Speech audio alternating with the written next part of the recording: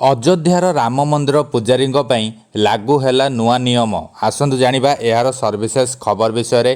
अयोध्या राम मंदिर व्यवस्था किछि परिवर्तन अणा एणिकी राम मंदिर पूजारी को आउ कमला रंगर पोशाक रे देखिबाकू मिलिबो नाही।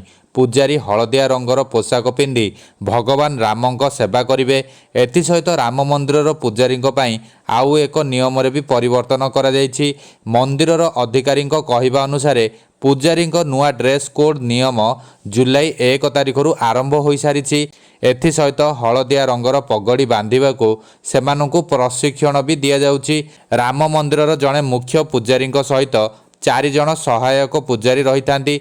प्रत्येक सहायक पूजारी पाखरे 5 जण प्रशिक्षु पूजारी रही थांती।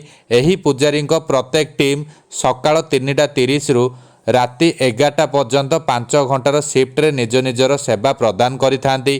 तेबे खबर मिली कि पूजारी माने भी एणिकी मंदिर रे मोबाइल व्यवहार करिपारिबे नाही। उल्लेखयोग्य अगस्ट 5 तारिख रे जेतेबेले भूमि पूजा और शिलान्यास होइथिला सेतेबेले प्रधानमंत्री नरेंद्र मोदी को हलदिया रंगर पोशाक परिधान करिथिबा देखिबाकू मिलिथिबा बेले सेठारे थिबा पूजारी माने कमला रंगर पोशाक पिंधिथिले। भारतीय धर्म रे हलदिया रंगर विशेष महत्व रही। विशेष करी शुभ काम मानकरे हलदिया और कमला रंग व्यवहार करा जाई थाए।